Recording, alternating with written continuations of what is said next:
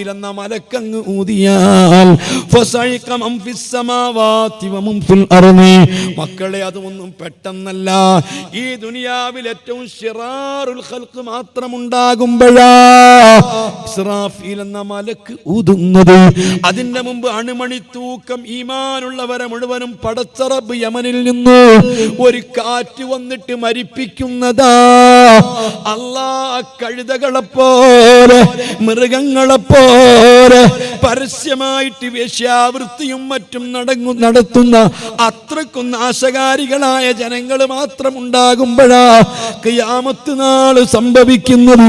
ബഹുമാനപ്പെട്ട ഇസ്രാഫീൽ എന്ന മലക്ക് ഊതുന്നത്. അതോടുകൂടി ഫസൈകമം ഫിസ്സമാവാതി വമൻ ഫിൽ അർളി ഇല്ലാ മൻ ഷാ അല്ലാഹ്. എല്ലാവരും മരിക്കും. എല്ലാവരും മരിച്ചതിന് ശേഷം ഈ ഭൂമി അല്ലാഹു മറ്റൊരു ലോകമായി മറിക്കും. യൗമ തുബദ്ദലുൽ അർളു ഗൈറൽ അർളി വസ്സമാവാതു വബറസൂ ലില്ലാഹിൽ വാഹിദിൽ ഖഹാർ. ഈ ഭൂമിയെ അല്ലാഹു മറ്റൊരു ലോകമായിട്ട് മറിക്കും. ഒരു തെറ്റും ചെയ്യാത്ത വെളുവെളുത്ത ഭൂമിയായി ഈ ഭൂമി അല്ലാഹു തആല മറിക്കുന്നതാണ്. അതിനുശേഷം ഈ ഭൂമിയിൽ മറവ് ചെയ്യപ്പെട്ടിരിക്കുന്ന ജഡങ്ങളുണ്ടല്ലോ, കോടാനുകോടി മനുഷ്യരുണ്ടല്ലോ, മൃഗങ്ങളുണ്ടല്ലോ, അതിനെയെല്ലാം അല്ലാഹു സുബ്ഹാനഹു വ തആല അതത് സ്ഥലങ്ങളിൽ തന്നെ ഒരുമിച്ച് കൂട്ടുന്നതാണ്. ഈ ഭൂമിയെ, നിങ്ങളെ പള്ളിയുടെ പരിസരത്തുള്ള ഭൂമിയെ വേറൊരു ഭൂമിയായി അല്ലാഹ് മറിച്ചിട്ടുണ്ടാകും. ഈ ഭൂമിയിൽ എവിടെയും കുന്നുകൾ കാണില്ല, കുഴികൾ കാണില്ല, പർവ്വതങ്ങൾ കാണില്ല. എല്ലാം വിജനമായ ഒരു മരുഭൂമിയെ പോലെയാണ്. ഫ്ലോറാണെങ്കിലോ വെള്ളിയുടെ പലക പോലെയാണ്. ആ രൂപത്തിലാണ് അല്ലാഹു ഭൂമിയെ സംവിധാനിച്ചത്. അതിനുശേഷം ഇന്ന് ഭൂമിയിലുള്ള എല്ലാ ജഡങ്ങളും എല്ലാ വസ്തുക്കളും അതേപോലെ തന്നെ ഈ സ്ഥലത്തേക്ക് അല്ലാഹു എത്തിക്കുന്നതാണ്. അതിനുശേഷം അർശിന്റെ താഴ്ഭാഗത്തിൽ നിന്ന് അതാ നീണ്ട 40 ദിവസം മഴ പെയ്യുന്നതാണ്. സാധാരണ മേഘത്തിൽ നിന്നാണ് മഴ പെയ്യുന്നത്. അല്ലാഹു ഖിയാമത്ത് നാളിനോടനുബന്ധിച്ച് അല്ലാഹു 40 ദിവസം നീണ്ടു നിൽക്കുന്ന മഴ അത് അർശിന്റെ താഴ്ഭാഗത്തിൽ നിന്നാണ്. മനുഷ്യന്മാരുടെ ഇന്ദ്രിയത്തുള്ളികളെ പോലെ ഈ ഭൂമി മൊത്തം മഴ പെയ്തിട്ട് കുതിരുന്നതാണ്. ആ കുതിർന്ന ഭൂമിയിൽ മനുഷ്യനിങ്ങനെ മുളച്ചു വരുന്നതാണ്. പുളിങ്ങാക്കുരു മുളക്കുന്നത് പോലെ, പാവയ്ക്കുരു മുളക്കുന്നത് പോലെ വളഞ്ഞു കുത്തി മനുഷ്യൻ മുളച്ചു വരുന്നതാണ്. മുളച്ചു വരുന്ന മനുഷ്യന്റെ ശരീരത്തിലേക്ക് ആത്മാവുകൾ വീണ്ടും കയറുന്നതാണ്. ഇപ്പോൾ ആത്മാവുകളൊക്കെ ഈ ഭൂമിയിലാണ് ഉള്ളത്. മരിച്ചവരുടെ അർവാഹികൾ മുഴുവനും അവരുടെ ഡെഡ് ബോഡിയെ മറവ് ചെയ്യപ്പെട്ട പരിസരങ്ങളിലാണ് ഉള്ളത്. പള്ളിക്കാട്ടിൽ, അതുപോലെ സെമിത്തേരികളിൽ, ചൊടലകളിൽ, എവിടെയൊക്കെ മനുഷ്യന്റെ ഡെഡ് ബോഡികളുണ്ട്, ആ ഡെഡ് ബോഡിയുടെ സമീപത്ത് ആ ശരീരത്തിൽ നിന്ന് പിടിച്ചിരിക്കുന്ന ആത്മാക്കളൊക്കെയും കിടക്കുന്നുണ്ട്. എൻ്റെ ഉപ്പ മരണപ്പെട്ടു പോയിട്ടുണ്ട്. ഉപ്പാൻ്റെ റൂഹ് ഉള്ളത് ഉപ്പാൻ്റെ ഖബറിൻ്റെ പുറത്താണ്.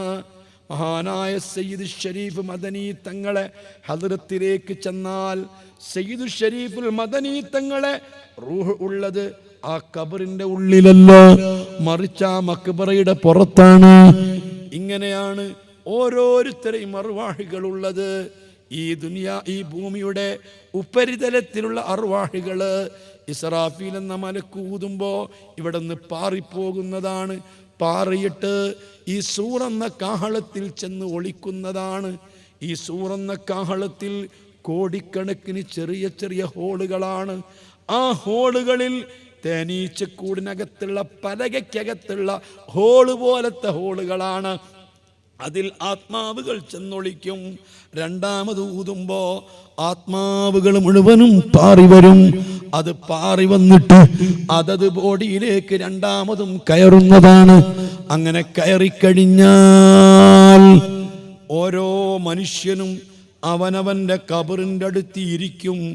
അൽഫാം 1000 കൊല്ലം ഒരേ ഇരുത്തം ഇരിക്കും. പറഞ്ഞില്ലേ, യഖാലു യാ വൈലനാ മൻ ബഅസനാ മിൻ മർഖദിനാ ഹാദാ മാ വഅദർ റഹ്മാനു വസദഖൽ മുർസലൂൻ. മനുഷ്യൻ പറയും, ഒന്നാമത്തെ ഊത്തോടുകൂടി ഖബറിൽ നല്ല ഉറക്കമായിരുന്നു. അതുവരെ ശിക്ഷ അനുഭവിച്ച ആളുകളും ഉറക്കത്തിലാണ്. ഈ രണ്ടാമത്തെ ഊത്തോടുകൂടി ഉയർത്തെഴുന്നേൽപ്പിക്കുമ്പോൾ അവര് പറയും, മംബഅസനാ, ആരാണ് ഞങ്ങളെ ഉണർത്തിയത്? മിമ്മർക്കദിനാ, ഞങ്ങൾ ഉറങ്ങിക്കിടക്കുന്ന സ്ഥലത്ത് നിന്ന് ആരാണ് ഞങ്ങളെ ഉണർത്തിയത്? വല്ലാത്തൊരു സുഖനിദ്രയാണ്. ഒന്നാമത്തെ ഊത്തിൻ്റെയും രണ്ടാമത്തെ ഊത്തിൻ്റെയും ഇടയിൽ